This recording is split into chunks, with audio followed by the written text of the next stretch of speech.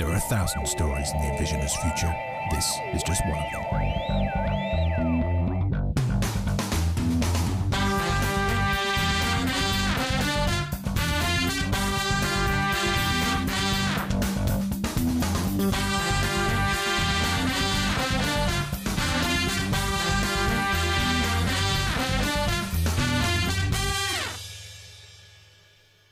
Well, hello, how the devil are you? It is Wednesday evening, it's 6 o'clock, and we are back with another fantastic live stream, dialing into the future of work. Fantastic topic for you this week. We are looking at the opportunity for technology to level the playing field in terms of the economy, in terms of skills on a geographical level, specifically in the UK, but not restricted necessarily to the UK. We're going to jump pretty much straight into that conversation, but before we do that, as always, we have to thank our sponsors, Treble 3. We don't have to. I quite like thanking them, actually, because they're great guys. So the guys at Treble 3, all of your digital print needs, do amazing work, not just in terms of physical output, in terms of tangible things, but also the virtual output, the websites, the whole ball of wax, the design. They've been a big supporter of the Envisioners and the rise of the humans over the years. Give them a look at treble3.co.uk. Starting out this week, we did a fantastic live stream. In fact, it was last Friday, that if you get a chance, it would be great for you to see. Let me bring that up on screen. And we had brilliantly, we had it was like a royal flush of corporate talent and experience. So we had a CEO of a FTSE 100 company, we had a CFO of another FTSE 100 company, and we had a non-exec direct from another couple of large organizations.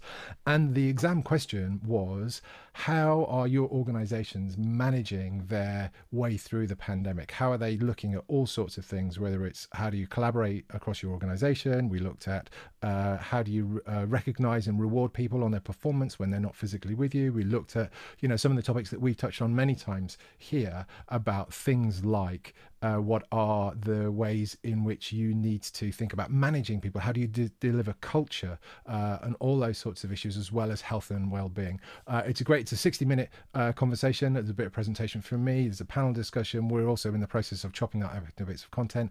It's well worth you engaging. There's some really good insight. And this is not just me mouthing off for a while. It's actually some people who are doing this for real with large organizations, global organizations, making a difference, doing amazing things. So give that a check out if you can.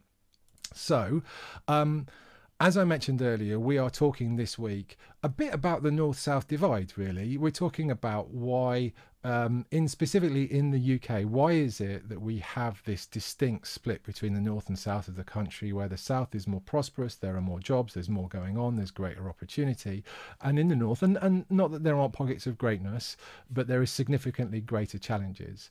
And surely in the 21st century, in a world where technology enables us to be connected and to have access to the same knowledge, to the same kind of infrastructure, in theory, why is this still the case? Why do we have this overhang of the last, maybe 50 to 100 years? And certainly if you go back to the Industrial Revolution and you look at where were the shining lights of our economy 200 years ago? Yeah, maybe there was London, but it was places like Newcastle and the mills in Manchester and my Derbyshire. This was where the sort of the industry was. And so what is it that we're going to have to do in order to bring those parts of the country back online? And there's a clue there, in order to help them not just be fit for purpose in the 21st century, but be able to thrive, such that we don't have this incredible skills drain and this sort of gravitational pull down south. Really interesting statistic I read in doing the research for this show was that within the first 6 months of graduating, 25% of that year's graduates will be working in London. 25% within 6 months will go straight into London. So we know it's a problem. We know there are lots of challenges. I work with businesses all over the world, but I work with businesses all over the country, and I work with business specifically in the Northeast, is where my exposure is. And I can tell you that we're doing data and IoT stuff up there, and it's hard work. It's hard work to find skills. It's hard work to find the right kind of people, because by the time you've nurtured skills and by the time you've grown them, it's very seductive to then think that they could earn a lot more by going further down south. There's a lot more opportunity for individuals and a lot more cost of living. I get that, but should it be right? And it seemed a little bit ironic to me, and I know this isn't strictly true, that of all of the things where we have all this disparity between north and south, so house prices are cheaper, there is more unemployment, there's less opportunities, all this sort of stuff. The one thing that seems to transcend the north-south divide has been the coronavirus. And look, we can argue as to whether the impact of coronavirus has been felt more strongly in the north. And again, I would argue that's probably down to some economic basis as well. But the thing is, the virus has no boundaries. It doesn't know any of these things. So we've all been decimated. We've all been challenged. All of our communities, all of our industries are in a place where we're struggling to rebuild. So there has to be a way for us to go forward. And if we look at our history tells us some great stories. And this is one of my favourite parts of history, because this guy here, right, this is George Stephenson, and he was born in the northeast, and he grew up in a mining town, or near a mining town in the northeast. And he was able to go on to do amazing things and be a huge part of our heritage in terms of our industrial heritage, named as the 65th top Briton of the last 200 years, I'll have you know. Now, he grew up in the northeast at a time when the northeast was, I was going to say on fire, and literally it was, because it was the coal industry. But surrounding the northeast was a bunch of skills and a bunch of talent and a bunch of industry that could nurture people like George such that they could flourish. And my question to you, the audience, and then we're going to bring in our fabulous guest today, is that was 200 years ago. If George or Georgina Stephenson is around in Newcastle today, can you think about the kind of world that they could build if they had access to an iPad and 5G connectivity or fibre to the home? This is the opportunity that lies in front of us, because there is a George or Georgina Stephenson sitting out there somewhere, and they are struggling to think about how are they going to innovate and be part of this world. And so look, with that in mind, I want to bring in our special guest today. I'm going to introduce you to Herb Kim. Now, Herb Kim's formal title is that he is the founder of Thinking Digital, and I'll let him explain what that is. But I'll tell you about how I met Herb, because Herb has, for a number of years, curated a digital community in Newcastle. And I know people have a bit of an adverse reaction to the word community, but what I mean is he's worked in a northern industrial town and curated a really vibrant, flashy, engaging digital scene, a connection of lots of really talented people who are doing amazing things in digital in the northeast, who've stayed in the northeast to build out that world. And I think that story of what Herb has done is hugely important to where we go from here, and it's why I was delighted to be able to get him in. So with that in mind, Herb, welcome to the show. Thank you for coming in. And Herb, deliciously, you're on mute on your end. Wow, that old classic. Am I here now, Dave? You're here now. Before you go any further, regular viewers of the show will know that I committed just the most beautiful mistake on last week's live stream. I did 2 minutes, 2 toe-curling minutes of my opening keynote on mute. Yes, ladies and gentlemen.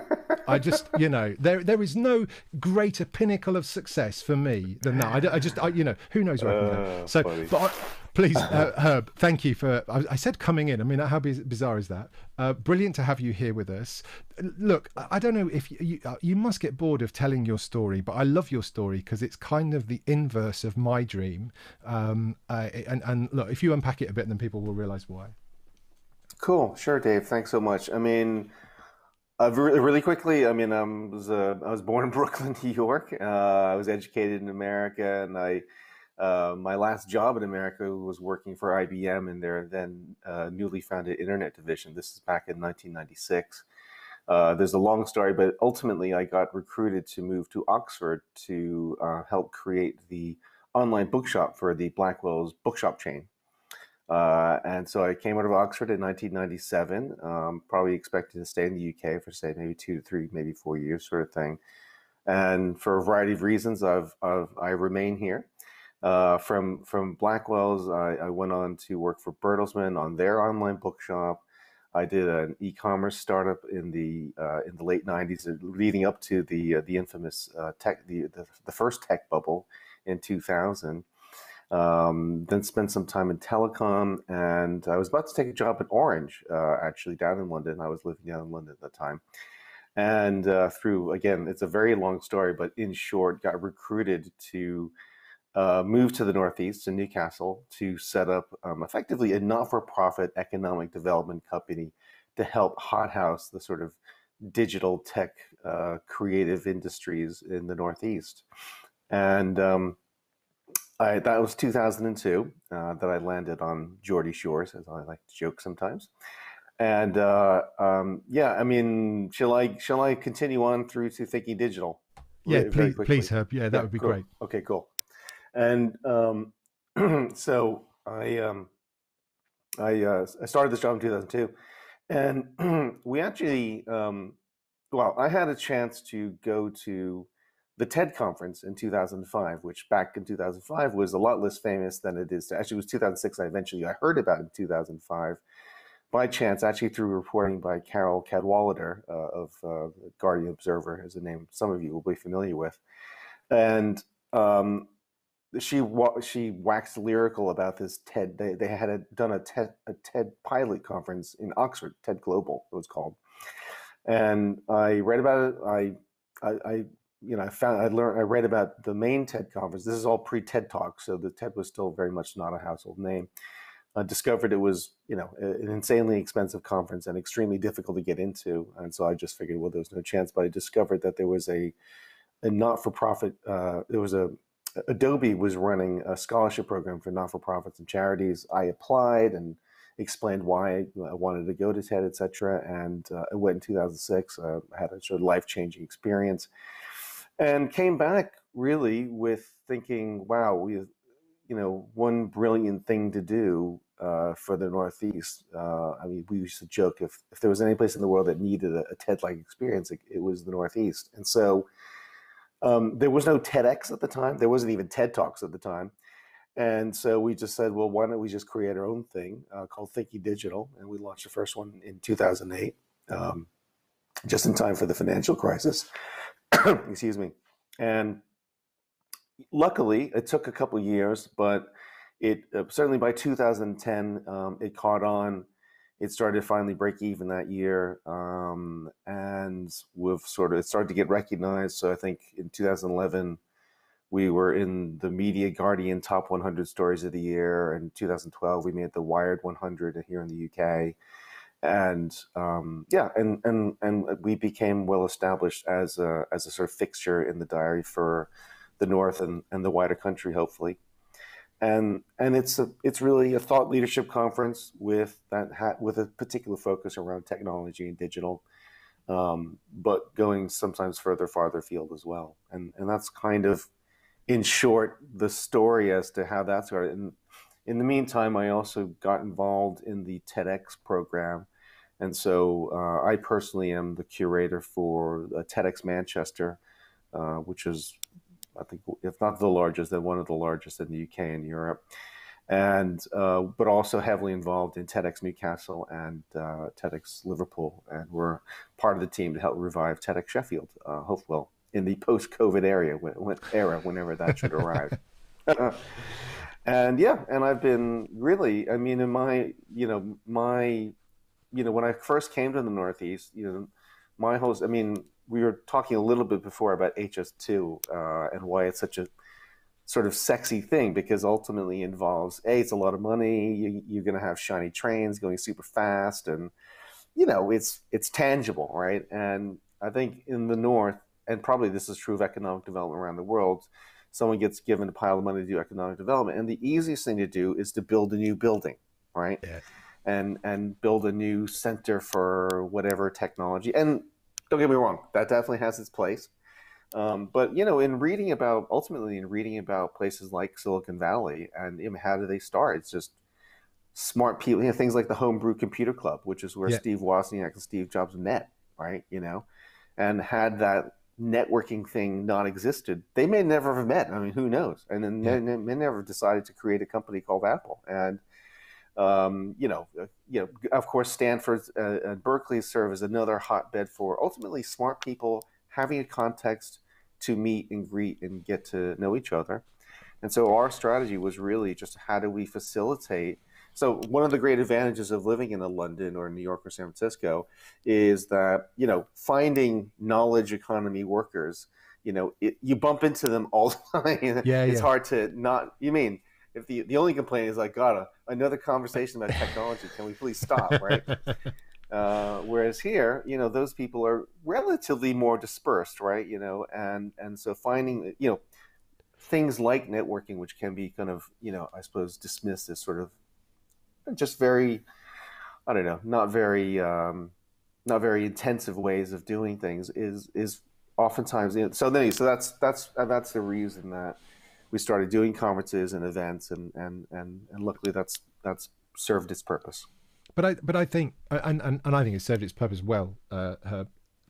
And I think what's important about what you've done is the curation side of it, but is also the networking side, because so my example in all of this is the company I work with, who's based up in the Northeast. They're a data and IoT company.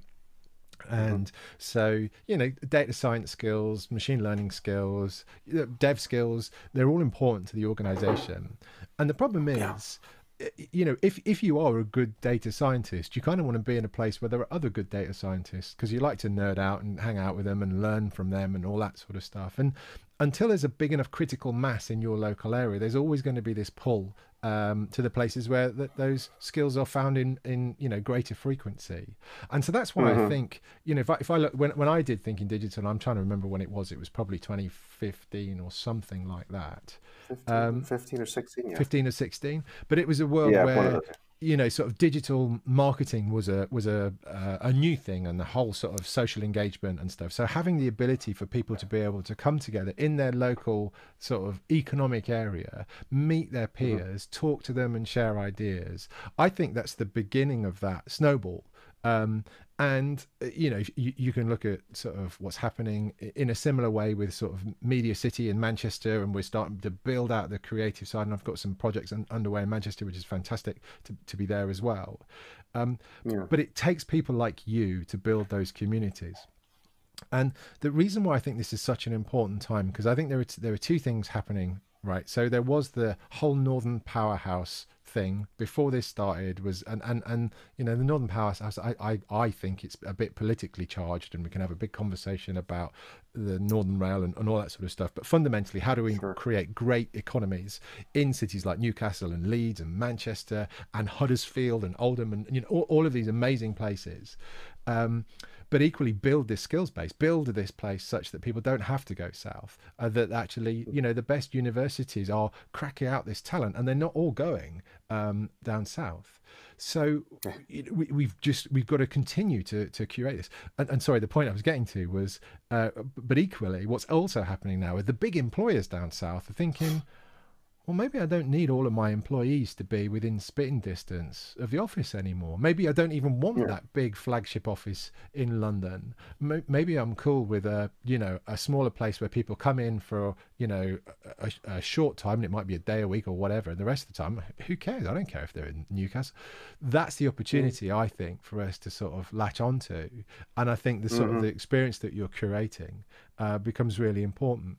When you did the things in Newcastle Hub, did you? I mean, it must have been quite interesting to sort of find all of these people suddenly start to wake up and say, "Oh my God, there's this thing happening here, and we want to be a part of that." So that must have been interesting. And then the second side is, what was the reaction of the sort of the business community? So the people who would be the recipients of the talent that you were nurturing, were they did they think it was a great thing? How did they engage with it? It was a mixture. So initially, I would say, I mean, it's an interesting thing. So the company I was running at the time was called Codeworks. This was this digital economic development company that's not for profit. And, normally if you were to, let's say you were running Codeworks and you were going to launch this new technology thing, you might be tempted to name it after your own company, like the Codeworks Technology Summit or something like that. But my board was so scared that this thing was just going to be a high-profile disaster that they wanted it named something that didn't include the company name in it, and ultimately, I guess if it was a total flop, it would be my fault, not their fault. So that's why it's called Thinking Digital, which actually freed me to name it something that was perhaps something. I mean, because obviously Codeworks Technology Summit wouldn't mean anything to anyone outside the Northeast, more or less, or certainly outside the North. And So a more effectively market-friendly name like Thinking Digital actually turned out to be a happy accident, Yeah. in the long term. But yeah, there were certainly some. I mean, the North has benefited, also probably been partially cursed by having had a lot of public money in the economy, certainly in the pre Cameron Osborne era, and as a result, there had been a lot of cynicism about previous economic development schemes that seemed a bit harebrained and whatnot. And so there was a part that was cynical, that this was just another effectively waste of public money, and that was just we were gonna fly in sort of highfalutin people from America and wherever, and have this nice party funded partly by the taxpayer. Yeah. But luckily there were those who saw that it was great that these people were coming here, and they were participating already, if you will, in a global conversation, not in one that was regional or northern, and were willing to give us enough rope to try and make this thing work, or to hang ourselves, I suppose, oppositely. And luckily, and I think what was important about it, it was interesting because I remember having a conversation with a guy he was recruited to Newcastle University as the head of a digital culture lab, it was called. And he was Japanese. He was actually based in Paris at the time they were recruiting him. And he told me, he said, "Oh, well, of course, what would you do? You get this offer," and you start Googling, say, what happens in Newcastle? What tech stuff with digital stuff? And one of the first things that popped up was your conference, actually. And I looked at the people that were on the invite list. I looked at some of the videos. I thought, wow, it's great that this area is able to support an event of this kind of ambition, if you will. Yeah. And so it has both the direct transfer of hopefully knowledge and insight and inspiration from people who are effectively tech and digital leaders around the world coming and talking about their work. But then it has this other sort of iconic effect, I guess, is something that people can point to. Yeah. Probably a little bit like when people say, what's great about London. People will say, oh, the British Museum, or things like that. That they may never have actually attended, but it's a convenient sort of badge of honor for the locality. And so it's had that kind of effect, which means that its impact has gone, I suppose, spilled over well beyond. And also, I guess the surprise that a conference like it can survive in the Northeast is, I think, for a lot of people, to some extent, if you're not from this, and even if actually, bizarrely, even if you are from this region, from the Northeast, you're like, this is not going to happen here, And so anyway, so it's been good in that way. That's, I guess, been the unexpected benefit of having the event be successful. And what engagement are you getting with sort of the education establishments in Newcastle? Places like, I know you're involved with the Newcastle Business School, or business, is it business school or business university? So it's Newcastle University Business School. I was a formerly visiting professor there. Yeah. There's also a Newcastle Business School, so it gets confusing. All right, okay. So because I mean, again, I've had a lot of engagement, more at the sort of school level and college level. In that area, but are they sort of waking up to the opportunity that actually there are some things going on in Newcastle that present a career opportunity for their students? Yes, but I mean, I'm sure you've had dealings with universities, and it's slow, but they have always been a supporter of, certainly. So on the one hand, you have to thank them for being a supporter both of Thinking Digital as well as the TEDx events that I've been involved with, sort of thing.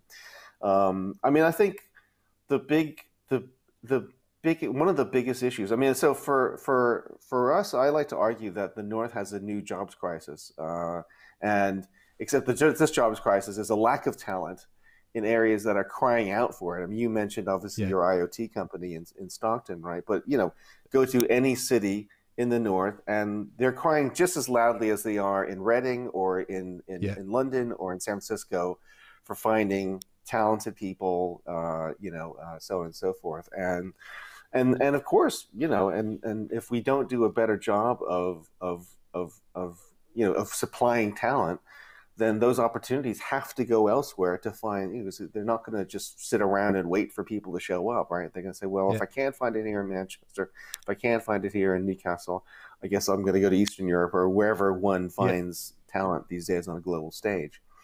And so, so there's two things. There's one is I think that there's just a massive opportunity for whether it be government officials or whoever to just actually have a clarion message about just the sheer amount of opportunity that exists in tech. And of course, as you know, it's not just tech jobs, but tech related things. Like you can be in tech marketing or tech sales or tech customer service.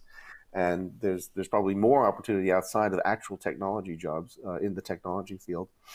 So, that's one. And then, of course, is how, and this is a UK problem, how do we make a better market between UK universities and the private sector, And this is something I have the experience of working with a guy named David Richards, who's the founder of Wandisco, which is a big data company that's split between Sheffield. They've got about 150 in Sheffield and I think 100 in Silicon Valley.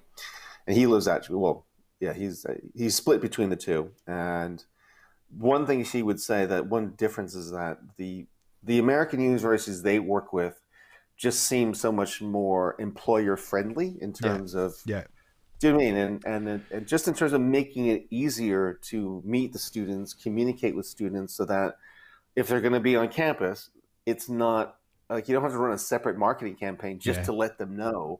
There is typically, as you'll know, like a weekly email about employers coming to campus and that kind of simple stuff, right?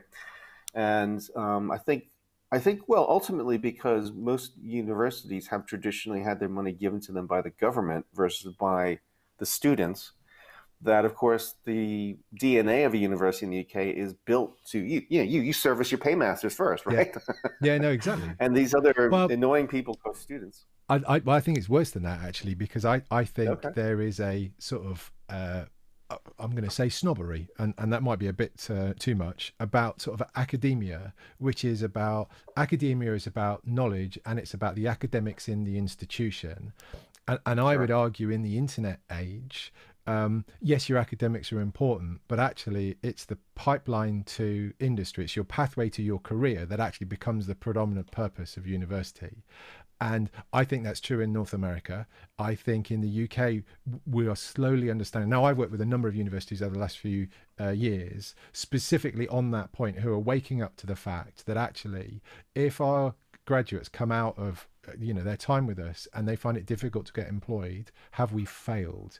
And some of them are waking up to the fact that it is a pathway. And I've found it in interesting places. I found it in places like Sheffield. I've found it in places like Coventry. I've also found it in places like Oxford too, where they really are thinking about this. And so I think part of this, and maybe this is the opportunity in the north of England, and this is maybe where they can get a step ahead, is to really curate those connections with industry and learn from places like the States and Canada, where it is about building relationships with the local employers and with the local industry to make sure that that pathway exists.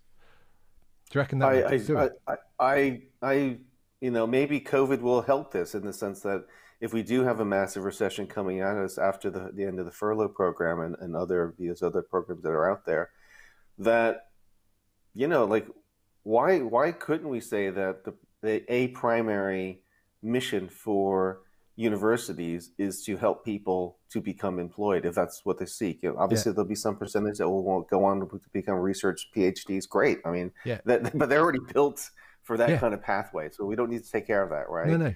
And, that out of this crisis comes effectively, because a lot of it is so simple. It's just simply it's effectively like searching for things on the internet before Google or search engines, right? It's just like, it's like, make it easier, right? Liquefy this market between the talented and those who want to employ the talented, And I don't know. I think it's a massive public disservice that this is not being done. And maybe the North could be a place where, where we more aggressively do this. So I don't know. Let's, because I love that. Let's be playful. You mentioned HS2. I can't help myself but bring out my pub maths, which I've done today. Okay. So my pub maths show me, and I'm just going to look at the figures. So today I learnt that in order for us to provide full fibre to the UK, so that's full fibre to the property. So every property in the UK is connected with a fibre to fibre connection. It's going to cost us 30 billion quid.